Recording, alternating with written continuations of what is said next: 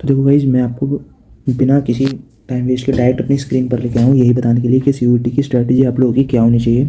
और से मैंने मतलब जितना भी एनालाइज़ किया है उसके हिसाब से मैं देख रहा हूँ डे बाई डे जो सीयूईटी है ना, अपना जो स्टैंडर्ड है वो बढ़ाता चला जा रहा है। उस हिसाब से मतलब ये स्ट्रैटेजी मैंने डिज़ाइन की है।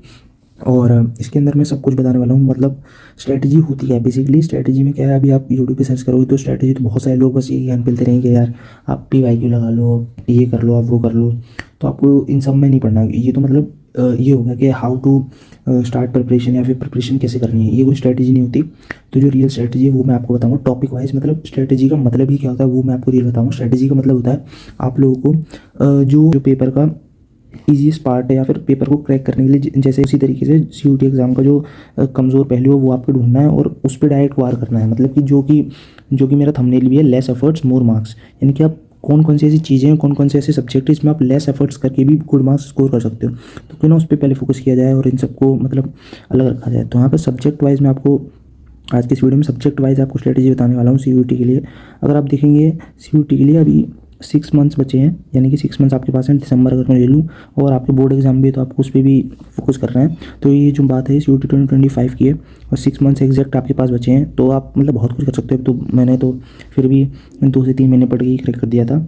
मतलब इससे मैं आपको ये नहीं बताना चाह रहा हूँ कि मैं कितना ज़्यादा इंटेलिजेंट हूँ या फिर मैंने मतलब बहुत ज़्यादा पढ़ने वाला हूँ। इससे मैं एक चीज़ प्रूव कर सकता हूँ कि हाँ, मैंने बहुत अच्छे से एनालाइज़ किया था, उसके हिसाब से मैंने अपनी स्ट्रैटेजी बनाई थी और उसी हिसाब से मैं खेला था। तो आपको स्ट्रैटेजी आज बताने वाला हूँ। स्ट्रैटेजी का मेन मतलब होता है हमको किसी भी एग्ज़ाम के सॉफ्ट कॉर्नर्स ढूंढने हैं। Soft corners in the sense ऐसी चीज़ें जिससे हम लेस टाइम में जो कि हो जाएं और हमें गुड मार्क्स दे सकें। यानी कि सॉफ्ट कॉर्नर्स हमको किसी भी एग्ज़ाम के फाइंड करने होते हैं जब भी हम एग्ज़ाम को टारगेट करते हैं। तो यहाँ पे आप बेसिकली यहाँ पे आपके पास तीन, मतलब कि मैं बोल सकता हूँ 3 सेट्स हैं। मेन है आपका इंग्लिश और फिर उसके बाद है डोमेन। मैं ये अज्यूम करके चलता हूँ कि आप 4 डोमेन लेंगे और जो कि मैंने भी लिए थे। और उसके बाद है जीटी जो है मोस्ट इंपॉर्टेंट है। मैंने इस पर स्टार क्यों बना रखा है। बहुत सारे बच्चे सोचते हैं कि यार हम लोग जीटी क्यों लेंगे, हम तो बीकॉम वाले हैं या फिर हम आर्ट्स वाले हैं, हम क्यों जीटी दें। तो भाई जीटी जो है आपके लिए बहुत ज़्यादा इंपॉर्टेंट है, क्योंकि जीटी एक ऐसा सब्जेक्ट है जो मेजोरिटी जो मोस्ट डिमांडिंग जो कोर्सेज होते हैं DU के उसके अंदर मांगा ही जाता है। जैसे कि आप BMS देख लीजिए। BMS अगर आपको शहीद सुखदेव से करना है जो कि बहुत मोस्ट डिमांडिंग है, उसमें आपको सिर्फ और सिर्फ जीटी के मार्क्स ही मांगे जाते हैं। और बिजनेस भी है। और जैसे मेनली जैसे जो बहुत ज़्यादा इसके अंदर आपको तो पता ही है, सिर्फ और सिर्फ DU नहीं है, बहुत सारी यूनिवर्सिटी और भी पार्टिसिपेट कर रही हैं। जैसे कि BHU हो गया और भी हो गया, जैसे JNU हो गया। तो ये जो यूनिवर्सिटी है मोस्ट रेनाउंड यूनिवर्सिटीज़ हैं और इसके अंदर वो आपसे जीटी मांगेंगी ही मांगेंगे। ऐसा हो नहीं सकता वो जीटी मांगे ना। आप लोग एक बार चेक भी कीजिएगा, उसमें 100% जीटी होगा। कुछ तो ऐसी यूनिवर्सिटी है जो किसी चीज़ के मार्क्स नहीं देख रही, सिर्फ और सिर्फ आपके जीटी के स्कोर के ऊपर ही आपको एडमिशन देनी है। तो यहाँ पर जीटी बहुत ज़्यादा इंपॉर्टेंट होने वाला है। तो उसके भी सॉफ्ट कॉर्नर्स बताऊँगा। सारे एग्जाम्स के मतलब जितने भी आपके सेट्स हैं, सारे जितने भी आपके सेट्स हैं यानी कि सब्जेक्ट्स हैं, उनके मैं आपको सॉफ्ट कॉर्नर्स बताने वाला हूँ। जैसे कि आप लोगों को पता है, मतलब ज़्यादा पूरा सिलेबस तो समझाऊंगा नहीं, आप लोगों ने देख के रखा होगा। जैसे कि आपको पता है इंग्लिश के अंदर 50 क्वेश्चन आते हैं, 40 आपको अटैम्प्ट करने होते हैं। और डोमेन के अंदर आपको 5 मार्क्स का रिलैक्सेशन मिलता है, यानी कि 5 मार्क्स आप छोड़ सकते हो। और जो जीटी के अंदर उसमें आपको 10 मार्क्स मिलते हैं, यानी कि इंग्लिश और जीटी में आप लोग 10 नंबर छोड़ सकते हो। छोड़ना इन द सेंस मतलब 10 जो क्वेश्चन है वो आप अपनी तरफ से छोड़ सकते हैं। यानी कि वो आपको इस तरीके से नहीं पढ़ के जाना कि मतलब जो एग्ज़ाम है वो बताए कि ये टफ है क्वेश्चन तो इसको छोड़ दें। आपको ना 50-50 आपको ऐसे पढ़ के जाना है कि आप 50-50 प्रोबेबिलिटी वाले क्वेश्चंस को छोड़ के आए। मतलब मेरा कहने का ये है, मैं आपको प्रॉपर समझाता हूँ। जैसे कि आपके पास 60 क्वेश्चन आए, आपको पढ़ के तो सब जाना है। मैं आपको ये नहीं बोल रहा कि आपको कुछ भी नहीं पढ़ के जाना है। सबसे पहले मैं आपको सॉफ्ट कॉर्नर्स बताऊंगा। भाई 6 महीने बहुत ज़्यादा होते हैं इस वाले एग्ज़ाम को क्रैक करने के लिए। कोई बहुत सही मीन्स नहीं है तो इसको क्रैक कर सकते हो। तो आप 60 क्वेश्चन जैसे कि आते हैं जीटी में, तो ये आप बताओगे कि 50 मतलब जो 10 क्वेश्चन है वो आपको कौन से छोड़ने हैं और कौन से 50 आपको करने हैं, ये आपको बताना होगा। ये एग्ज़ाम ना बताए आपको कि भाई ये तो बहुत हार्ड है क्वेश्चन, ये मैं नहीं करूँगा। पूरा बताऊँगा, पूरी एक सीरीज़ भी चलाऊँगा जीटी की, कोई दिक्कत नहीं भाई, बढ़िया से पढ़ाऊँगा। तो अब यहाँ से स्टार्ट करते हैं कि भाई क्या करना चाहिए, क्या है सॉफ्ट कॉर्नर्स। सबसे पहले आते हैं इंग्लिश पे, ठीक है। तो इंग्लिश एक ऐसा सब्जेक्ट है जिसमें कुछ चीज़ें वो इम्पॉसिबल हैं। मतलब इम्पॉसिबल मैं कैसे बोल सकता हूँ। सबसे पहली चीज़ है जो इम्पॉसिबल आप कर ही नहीं सकते, आप एग्ज़ाम में प्रिडिक्ट ही नहीं कर सकते, वो है वो क्या है। वो क्या है भी कैसी चीज़ है भाई, किसको पता कहाँ से आ रही है। वो क्या भाई एक समंदर है, ठीक है। तो किसी को नहीं पता कि वो कैब कहाँ से आती है, कोई भी टीचर नहीं बता सकता वो कैब कहाँ से आ सकती है। तो वो कैब के लिए तो एक मतलब एक वो बोल सकता हूँ कि एक सहारा मतलब है, वो है रूट वर्ड्स।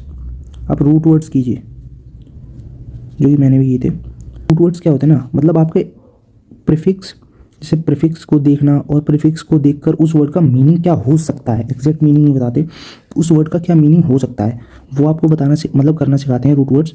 और आप लोग एलिमिनेशन मेथड से उसको कर सकते हो। अगर वोकैब आपके आगे ज़्यादा हार्ड तो वैसे आती नहीं, पिछली बार तो बहुत ज़्यादा वोकैब पूछ ली थी, तो आपको PYQ एक बार देख लेने हैं, तब तो आपको पता चल जाए भाई इंग्लिश क्या क्या चीज़ है ना। तो इंग्लिश बहुत अनप्रेडिक्टेबल मतलब सब्जेक्ट है CUET के अंदर, तो उसके अंदर बहुत ज़्यादा अनप्रेडिक्टेबल है वोकैब। वोकैब भाई मतलब कोई नहीं बता सकता कहाँ से आ रही है ना।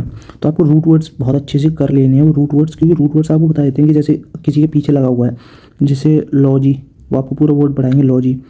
अब लॉजी से क्या क्या वर्ड्स बनते हैं, जैसे इकोलॉजी और कॉस्मोलॉजी, ये सब वर्ड आपके आते हैं। तो उसमें वो बता देता है कि लॉजी का मतलब होता है स्टडी, किसी भी चीज़ की स्टडी। तो ये रूट वर्ड है एक, लॉजी जो है एक रूट वर्ड है, यही पीछे लगता है। तो अब जब ऑप्शन में आ गया कि हाँ ये तो सब आप एलिमिनेशन करके एक बार को आंसर तक पहुँच सकते हैं। प्रोबेबिलिटी मतलब 50-50 तक आप आ सकते हैं कि एक क्वेश्चन, जैसे 2 आपके पास ऑप्शन बचे तो उसमें से आपने सारे एलिमिनेट कर दिए, आपके पास 2 बचे, ये भी प्रोबेबिलिटी हो सकती है ना। तो फिर तो भाई पूरा गेम है, थोड़ा तो किस्मत का ही है। तो अब आपको क्या करना है, मैंने आपको बता दी सबसे पहले ये है अनप्रेडिक्टेबल ओके। इसके लिए आपको कुछ नहीं करना, इसमें आपको ज़्यादा मतबच्ची नहीं करनी है, इसमें बहुत ज़्यादा टाइम नहीं देना कि आप 100 वर्ड लिख रहे हो, 100 वर्ड याद कर रहे हो, ये आपको नहीं करना। आप लोगों को सिंपली रूट वर्ड्स मतलब देखने हैं। रूट वर्ड्स की कोई भी वीडियो देख लेना, बुक आती है रूट वर्ड्स की, वो बुक पढ़ाते हैं यूट्यूब पे, तो आप सिंपली सर्च कर लेना रूट वर्ड्स, तो आप उनकी वीडियो देख लेना जो भी पढ़ाते होंगे। और अगर आप कमेंट करो तो मैं ही पढ़ा दूंगा, अगर आप बोलोगे तो आप रूट वर्ड्स वहाँ से जाकर पढ़ सकते हो। सिंपली आपको बस ज़्यादा, क्योंकि ये अनप्रेडिक्टेबल चीज़ है ना, इसमें आप ज़्यादा टाइम नहीं वेस्ट कर सकते, तो आपको रूट वर्ड्स कर लेने इंग्लिश के अंदर, वोकैब के अंदर। अब आगे बताता हूँ। जो सबसे स्कोरिंग और सबसे इंपॉर्टेंट चीज़ होती है ना, वो होता है कॉम्प्रहेंशन। कॉम्प्रहेंशन ठीक है, कॉम्प्रहेंशन सबसे स्कोरिंग होता है। कभी किसी किसी के मतलब पिछली बार जो हमने दिया था, किसी किसी के बहुत ज़्यादा मजे आ गए थे, उसके 4-4 कॉम्प्रहेंशन आ गए थे। यानी कि एक कॉम्प्रहेंशन के अंदर कम से कम 6 से 7 क्वेश्चन तो होती हैं उसी कॉम्प्रहेंशन। जैसे कॉम्प्रहेंशन को अगर आसान भाषा में बोलो, अपनी भाषा में बोलो, तो अनसीन पैसेज भाई, ठीक है, अनसीन पैसेज। तो उसके अंदर एक अनसीन पैसेज के अंदर 6 से 7 क्वेश्चन है ना। तो वही अगर 4 आ गए, यानी 6 4 24 क्वेश्चन हो गए आपके पास। तो ये मतलब बहुत ज़्यादा इजी होता है इसमें, क्योंकि आपको ये तो है अनसीन पैसेज स्कूल की तरह लिखना है, उसके अंदर एलिमिनेशन मेथड यूज़ करके आप लोगों को कुछ नहीं करना। वो भी आपको ट्रिक बताऊँ कि हाउ टू सॉल्व कॉम्प्रहेंशन, मतलब इतनी प्यारी ट्रिक है ना, आप लोग खुश हो जाओगे ना। तो कॉम्प्रहेंशन को बहुत ईजिली सॉल्व किया जा सकता है ज़्यादा टाइम ना दे करके। इसमें टाइम बहुत ज़्यादा लगता है भाई, ये मतलब खेल है कि कोई कर दे या कोई ना करे, क्योंकि इसमें ना कभी बार पेपर छूट गया था इसी के चक्कर में। तो ये कॉम्प्रहेंशन आपको करके जाना, मतलब कम से कम 5 से 6 कॉम्प्रहेंशन की प्रैक्टिस आप कर ही लेना। बाकी मैं बता दूँगा कैसे सॉल्व करना है, एक शॉर्ट ट्रिक भी होती है इसकी। तो आपको कॉम्प्रहेंशन कर लेना है, ये बहुत ज़्यादा स्कोरिंग होता है, बहुत इंपॉर्टेंट होता है, इसको छोड़ना नहीं भाई। क्योंकि इंग्लिश के अंदर आपको सिलेबस चेक करोगे ना, आप इंग्लिश इतना सिलेबस है ना, इतना सिलेबस है भाई, मतलब 200 नंबर के लिए आप इतना नहीं पढ़ सकते। तो आपको कुछ सॉफ्ट कॉर्नर्स मैंने मैंने पहले ही आपको बता दी ये स्ट्रेटजी है, तो इसमें मैं कुछ भी ज़्यादा एक्स्ट्रा नहीं बताऊँगा, सिर्फ सॉफ्ट कॉर्नर्स बताऊँगा जो जिसको पढ़ के आपके अच्छे नंबर आ सकते हैं इंग्लिश के अंदर, ठीक है। अब आते हैं, कॉम्प्रहेंशन हो गया, अब आते हैं तीसरी चीज़ पर। तीसरी चीज़ आती है, वो आती है एंटोनिम एंड सिनोनिम्स। भाई ये जो चीज़ है ना, मतलब ये बहुत अगर करने के लिए, मतलब अगर आप एक बार इसको समझ जाए ना कि इसको करना कैसे, मतलब इसका करने का तरीका क्या है, तो ये बहुत ज़्यादा इजी है और बहुत स्कोरिंग है। तो इसमें से मतलब वोकैब का भी जो, जैसे अगर वोकैब का वेटेज देखें, पिछली बार जैसे 70% वोकैब था, और मतलब कई पेपरों में बता रहा हूँ 70% वोकैब था और 30% कॉम्प्रहेंशन था। भाई कॉम्प्रहेंशन जरूर से करके आना, बहुत ज़्यादा वेटेज लेता भाई किसी भी पेपर में। तो इसमें 70% वोकैब था। तो वोकैब के अंदर मतलब ये नहीं कि वो सिर्फ वो क्वेश्चन ही पूछे जाते हैं, वोकैब के अंदर भी एंटोनिम टाइप्स होते हैं, उसके भी टाइप्स होते हैं एंटोनिम सिनोनिम्स। तो ये एक ऐसी चीज़ है जो प्रेडिक्टेबल होते हैं, मतलब इसको आप एक बार देख के हाँ बता सकते हो हाँ यार इसमें क्या है, इसका क्या हो सकता है ना। तो ये भी आपको बहुत अच्छे से करने हैं एंटोनिम सिनोनिम्स भी, और ये बहुत ज़्यादा ईजी होते हैं, बस आपको इसको करना आना चाहिए। मतलब एक बार अगर आपने प्रैक्टिस कर ली तो बहुत आराम से आप कर ही लोगे ना। तो अगर आपने रूट वर्ड पढ़ी लिए वोकैब के लिए, तो ये तो हो ही जाएंगे ना। तो जब एंटोनिम सिनोनिम्स आपके हो जाएंगे, तो जो लास्ट चीज़ मतलब जो बहुत ज़्यादा इंपॉर्टेंट है और मतलब बहुत ज़्यादा इजी भी, लास्ट चीज़ बताऊंगा वो। तो अब जो लास्ट चीज़ है वो मैं आपको बताने वाला हूँ, मतलब ज़्यादा तो अब ऐसा तो है नहीं, पूरे सिलेबस ही बता दूंगा, क्योंकि ये सॉफ्ट कॉर्नर्स हैं, अब उसमें कुछ चीज़ें होती हैं ना। तो जो लास्ट चीज़ है, मतलब चौथी चीज़ है, वो था रीअरेंजमेंट वाला। तो ये तो हम लोगों ने अपने बोर्ड्स में भी किया होता, सबको पता है, तो मतलब ईजी आता है। लेकिन CUET में उतना वो नहीं आता कि भाई बोर्ड वाला आ जाए और बच्चों की तरह, उसमें हाँ थोड़ा सा टफ आता है, लेकिन उतना टफ नहीं आता रीअरेंजमेंट वाला। इसकी भी आपको ज़्यादा से ज़्यादा नहीं, मतलब अगर आपको हार्ड से हार्ड भी पेपर आना है तो 2 से 3 सवाल तो हो ही जाते हैं भाई। एक क्वेश्चन 5 नंबर का, 2 से 3 सवाल भाई बहुत, मतलब 3 सवाल भी अगर मानो तो रीअरेंजमेंट वाला भी आपको करके चले जाना। तो अब मैं आपको एक बार स्टार्टिंग से पूरा दिखा देता हूँ कि इंग्लिश में आपको करके क्या क्या जाना है। वोकैब के लिए आप लोगों को रूट वर्ड्स बताई दिए भाई, ये कर लेना। वैसे ये तो अनप्रिडिक्टेबल होता है, कोई नहीं बता सकता कहाँ से आएगी। भाई कॉम्प्रिहेंशन भाई 100% करके जाना, कॉम्प्रिहेंशन बहुत ज़्यादा वेटेज रखता है किसी भी एग्जाम में, मतलब कितना भी हार्ड है कितना भी ईजी है, कॉम्प्रिहेंशन 100% आता है भाई। उसके बाद एंटोनिम सिनोनिम्स जो कि बहुत ईजी है, और रूट वर्ड्स अगर आपने कर लिया तो एक तरह से ये तो हो ही जाएगा।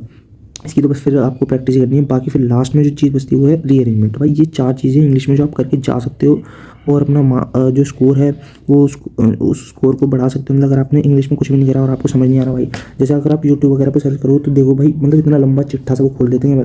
जैसे एसएससी वगैरह के एग्जाम होते हैं और जो बैंकिंग वगैरह के एग्जाम होते हैं उसमें जो इंग्लिश आती है वो पूरी इंग्लिश बताए थे कि भाई ये पूरी करके जाओ सीयूटी के लिए, तब आपका पास होगा, मतलब तब मतलब उसमें से आएगा। और जो भाई मेरी एनालिसिस है ना उसमें से मतलब बहुत कम पोर्शन है, ऐसे पोर्शन है जो मतलब जैसे अगर आप वो दिखाते हैं बहुत बड़ी लिस्ट दिखाते हैं तो उसमें से होते हैं मतलब 21-22 टॉपिक तो आराम से होते हैं। उन टॉपिक में से जितना मेरा एनालिसिस है ना भाई, सिर्फ 10 टॉपिक के ऊपर सवाल आते हैं। मतलब आधे से ज़्यादा सवाल मैंने आपको बताया ना, 4 तो कॉम्प्रिहेंशन ही आ जाते हैं। तो उससे आप तो सोच लो भाई कितने सवाल बन पाते होंगे।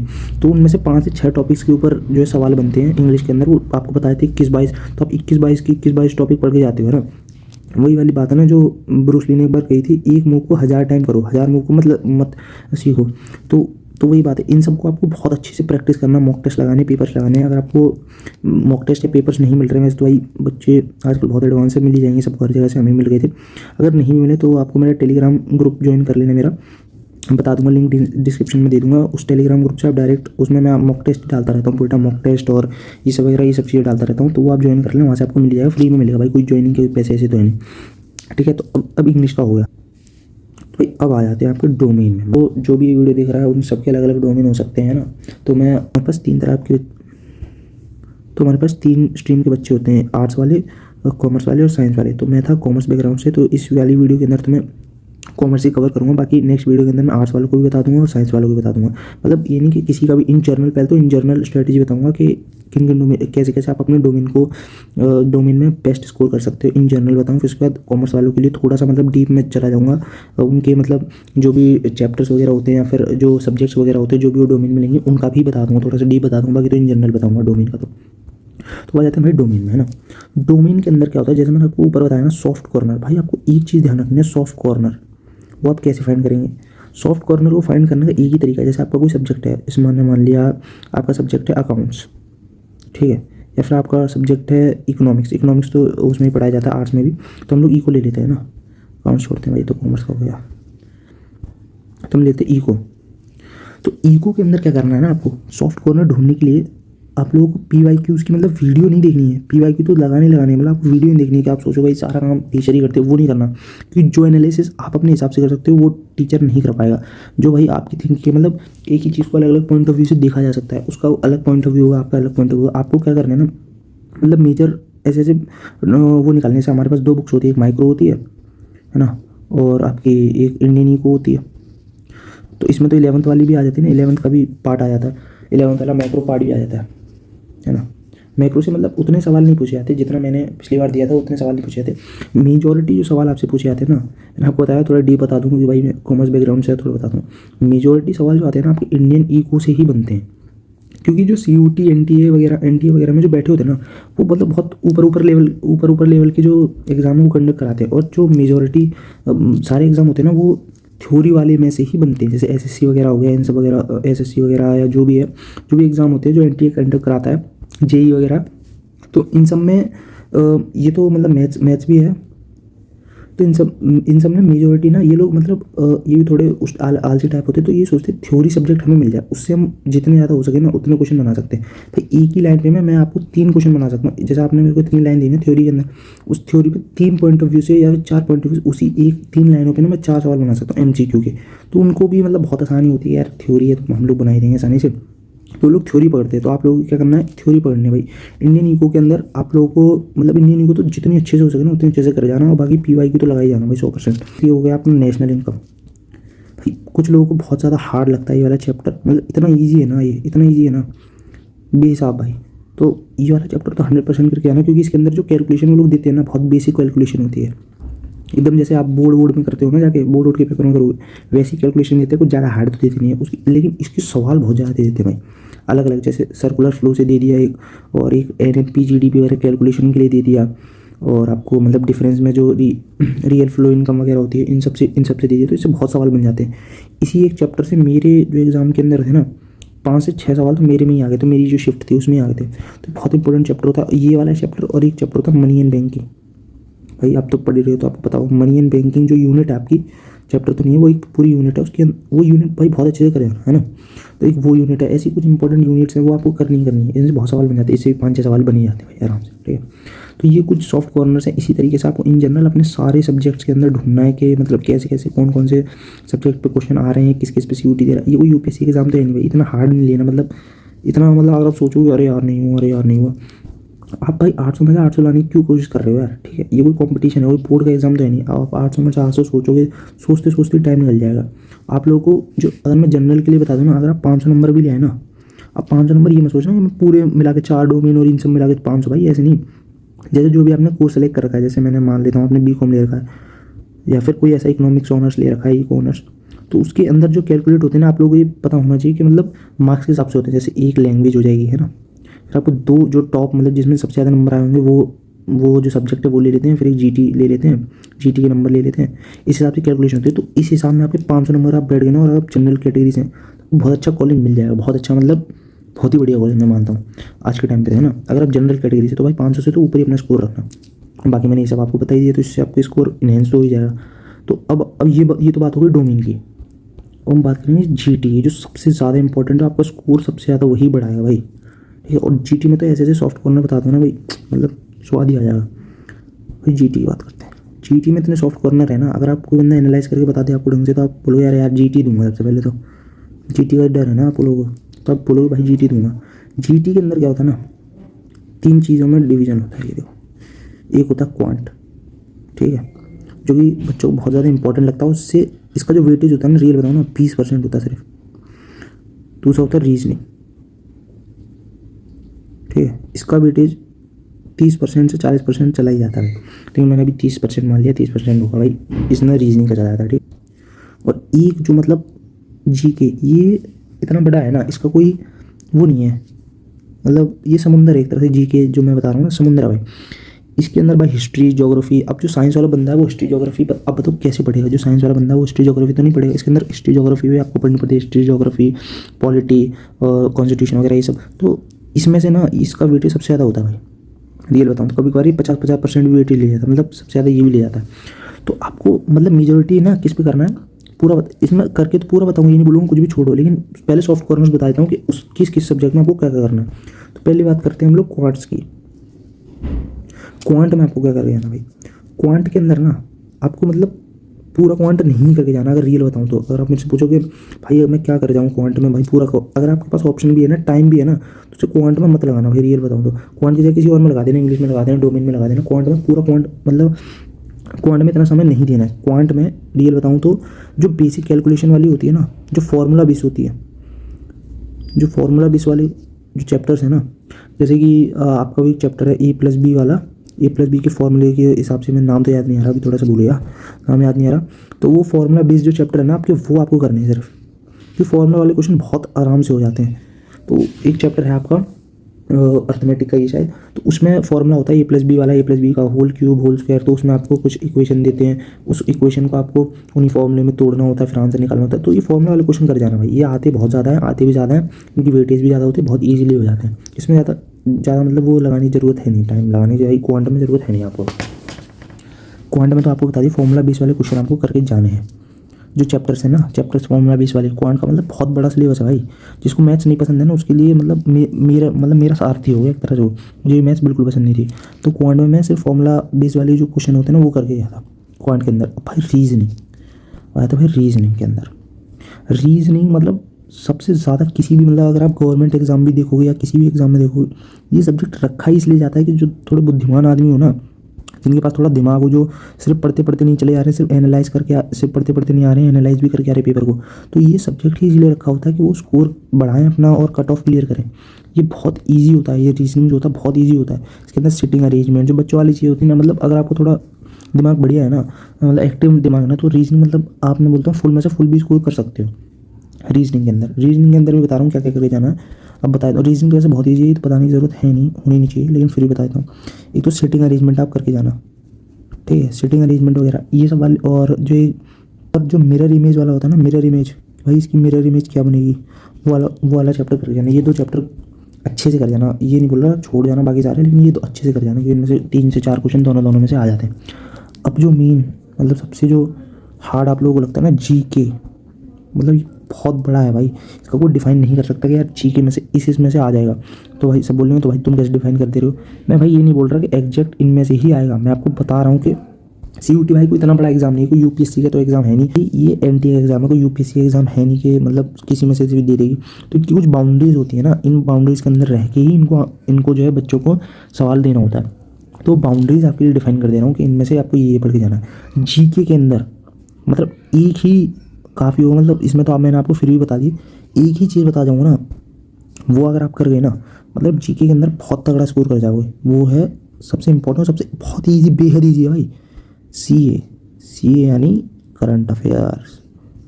भाई करंट अफेयर जो बंदा करेगा ना, करंट अफेयर के 10 क्वेश्चन तो मिनिमम आते हैं, मिनिमम बता दिया भाई मैंने, 10 क्वेश्चन मिनिमम।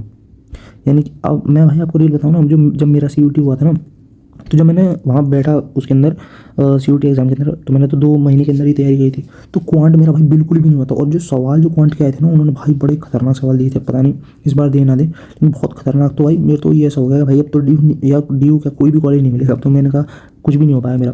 फिर भाई मैं जो अपनी स्ट्रेटजी करके गया था ना, मैं भाई करंट अफेयर ना ऐसे करके गया था, मतलब करंट अफेयर आपको करने कैसे वो भी बताऊंगा, उसकी एक प्रॉपर एक वीडियो बनाऊंगा कैसे करंट अफेयर आपको करने।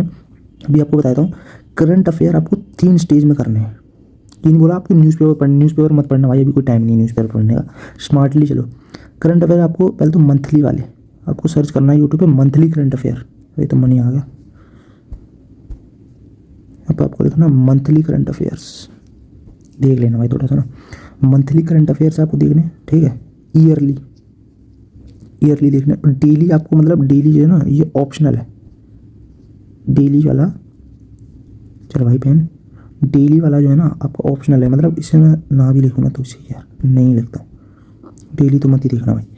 जो मंथली करंट अफेयर है और ईयरली करंट अफेयर है वो आपको भाई करके जाना ना, ईयरली करंट अफेयर आपको करके जाना भाई। ईयरली और मंथली करंट अफेयर है, इसकी मतलब बहुत सारे नोट्स भी आते हैं, मैं मतलब अपने टेलीग्राम पे डाल दूँगा, अगर आप ज्वाइन कर लोगे तो उसमें मैं मतलब पूरे एक प्रॉपर नोट्स डालता हूँ। करंट अफेयर एक ऐसी चीज़ है ना, अगर आपने वीडियो भी देख ली, आपको सिर्फ वीडियो देखनी पड़नी नहीं है, बताऊँगा कैसे आपको। वीडियो अगर आपने देख ली और उसको एक बार, सिर्फ एक बार मैं बता रहा हूँ, कोई भी बंदा, अगर आप वो सोचते हो ना कि भाई मेरी तो मेमोरी बहुत वो है, शॉर्ट टर्म मेमोरी है, फलाना दिमागा, भाई कुछ भी हो तुम्हारा, आपको बस एक बार वीडियो देखनी है और एक बार सिर्फ उसको मतलब बोल रहा हूँ याद नहीं करना, एक बार उसको पढ़ते जाना है, ऐसे मुंह से ना बड़बड़ाते हुए पढ़ते जाना पूरा उसके पूरा। अगर आप जैसे ज्वाइन अगर मेरा नहीं करते हो टेलीग्राम, अगर आपको लगता है तो कुछ, तो भाई आप ना एक बार नोट्स कर लो कि मैंने अपनी कॉपी में ना नोट्स बना लिए थे इसके करंट अफेयर के, मतलब कम से कम 5-10 पेज भाई मेरे आराम से करंट अफेयर हो गए थे।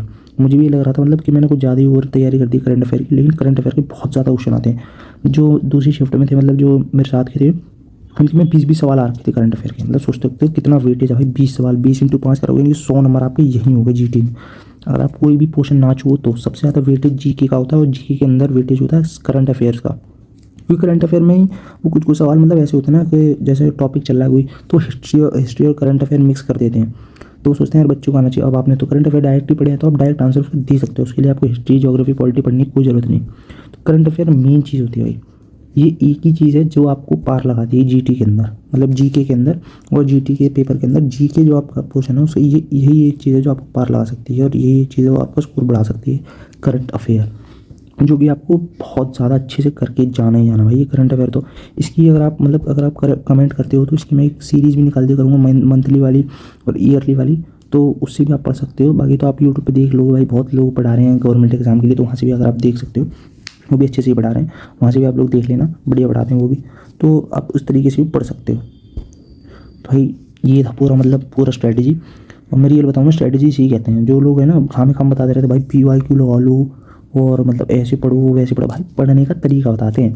स्ट्रैटेजी का मतलब होता है भाई आप बच्चों को ये तो बताओ, पढ़ना तो है, वो तो बच्चों को भी पता भाई पढ़ना है, लेकिन मेरे भाइयों को, मेरी बहनों को ये तो बता दो भाई पढ़ना किस में से कितना है, क्या क्या है, ऐसे कौन कौन से पोर्शन है जिसमें ज़्यादा आएगा, ऐसे कौन कौन से पोर्शन है जिसमें कम आएगा, वो चीज़ उन्हें पता होनी चाहिए ना, तभी तो वो लोग बढ़िया से पढ़ पाएंगे, तभी तो वो लोग अपनी खुद की से एक स्ट्रैटेजी डेवलप करेंगे। भाई स्ट्रैटेजी ये नहीं कि इसमें से भी आप अगर आप और समराइज़ करो भाई इसमें से भी मैं कुछ ही चीज़ पढ़ूंगा, भाई तो ऐसा मत कर लेना, समझिए ना भाई। किसी भी कॉलेज में एडमिशन ना होगा डंके में, गवर्नमेंट के में, ठीक है। तो अगर ढंग के कॉलेज में भाई एडमिशन लेना चाहते हो डी यू के, तो भाई आपको पता ही मजे मजे हैं एक बार हो गए तो अगर आप बढ़िया से मतलब ज़्यादा एफर्ट्स ना लगा कर भी अगर आप कट ऑफ भी क्लियर करना चाहते हो ना, इसमें मेन चीज़ पता क्या होती है, मेन चीज़ भाई कट ऑफ की होती है। इसमें बंदे सोचते हैं भाई हम तो 800 में से 800 लाएंगे, वही बंदे भाई पास कट ऑफ भी क्लियर नहीं कर पाते। तो इसमें थोड़ा स्मार्टली खेलना है और ज़्यादा मतलब अगर आपके पास टाइम भी नहीं है ना, ये तो मैंने मतलब ये जो मैंने ली थी ना स्ट्रेटेजी 6 महीने की, मतलब 6 तो महीने भी नहीं आपको इसमें लगेंगे अगर मैंने इतनी चीज़ आपको बता दी है। ये सब इंग्लिश के अंदर ये वो क्या वगैरह, इंग्लिश के अंदर मैंने आपको 4 चीज़ इंग्लिश के अंदर बता दी है, डोमेन के अंदर तो मैंने बताई दिया है, और बाकी जीटी के अंदर मैंने आपको एक चीज़ बताई है भाई, जीटी के अंदर मैंने आपको एक ही चीज़ बताई, जीके के अंदर जो सबसे वास्ट होता है करंट अफेयर भाई करके चले जाना। रीजनिंग के अंदर बता दिया, इतना इतना वेटेज आता है भाई वो बता दिया है। क्वांट के अंदर सबसे खतरनाक लोगों को लगेगी, अभी आप जब खोलोगे ना भाई ढंग से किसी ढंग के यूट्यूब ने आपको रियल जो बता दिया ना क्वांट का सिलेबस, आप भाई चौंक जाओगे। इतना किसी मतलब उतना इंग्लिश प्लस डोमेन मिला के आपका सिलेबस नहीं होगा जितना पूरा क्वांट का सिर्फ क्वांट का सिलेबस है। तो उसमें से मैंने आपको स्ट्रेटेजी बताई फॉर्मूला वाले क्वेश्चन करके जाना, जिसमें सिर्फ और सिर्फ फॉर्मूला लगता है, वो वाले क्वेश्चन करके जाना, बाकी कोई भी क्वेश्चन मत करके जाना। मतलब तैयारी क्वेश्चन होगी तो चैप्टर बाकी वही वाले करके जाना जिसमें फॉर्मूला लगता है, ठीक है। जीटी के अंदर बताइए, अब इतना तो भाई कर ही लेना, इतने में 6 महीने नहीं लगेंगे आपके। जैसे मैंने 6 महीने यहाँ पे लिख दिया था कि भाई 6 महीने आपके पास बचे हुए हैं, उस हिसाब से मैंने, अगर आपको कोई बंदा जेएन में भी देख रहा है ना, जेएन में भी देख रहा है, फैब में भी देख रहा है, तो बहुत आराम से भाई कर ले जाएगा, बहुत प्यार से। तो इसी के साथ वीडियो को एंड करते हैं। और भाई थोड़ा सा मैंने भाई इतने एफर्ट्स लगाए, मतलब इतना एनालाइज किया PYQ, तो भाई एक लाइक तो बनता भाई, एक लाइक करके जाना। और क्योंकि मैंने बिना किसी मतलब बहुत आदमी टाइम वेस्ट करते हैं लोग कि ये है वो है, पहले तो घंटा भर इंट्रोडक्शन ही देते रहते हैं कि ये हमारा ये चैनल है और ये मतलब हमारा कोर्स निकल रहा है, इसे आप इसमें एनरोल कर सकते हैं, ये वो भाई ये मैंने नाटक कुछ भी नहीं किया और ना मैं कैसे कोर्स निकाल रहा हूँ अभी के लिए, अभी तो कुछ नहीं निकाल रहा, आगे चल के तो पता नहीं निकालूंगा, अगर तो बता दूंगा, तब भी मैं इतना प्रमोशन नहीं करूँगा जो आधी वीडियो प्रमोशन में निकल जाए। तो लाइक कर देना इस वाली वीडियो है ना, और तो भाई अगर चैनल पे नहीं हो तो चैनल को सब्सक्राइब तो कर ही लेना भाई, क्योंकि अभी मैं ऐसी बहुत सारी चीज़ें हैं जो बताऊंगा, मैंने बोला है ना अभी सेपरेट वीडियो इन सब चीज़ों पे बना दूंगा। जैसे करंट अफेयर में ही बता दूंगा क्या क्या करके जाना है, कौन कौन से करंट अफेयर करके जाने हैं, तो ऐसी और ज़्यादा मतलब बहुत छोटी छोटी बारीक बारीक चीज़ आपको सारी बता दूंगा। तो आपको सब्सक्राइब भी कर लेना भाई, थोड़ा हमारी भी मदद हो जाएगी ना। तो सब्सक्राइब कर देना, लाइक कर देना और कमेंट तो ज़रूर कर देना, जिससे टेलीग्राम लिंक मैं आपको शेयर कर सकूँ। बाकी भाई लव यू सारे।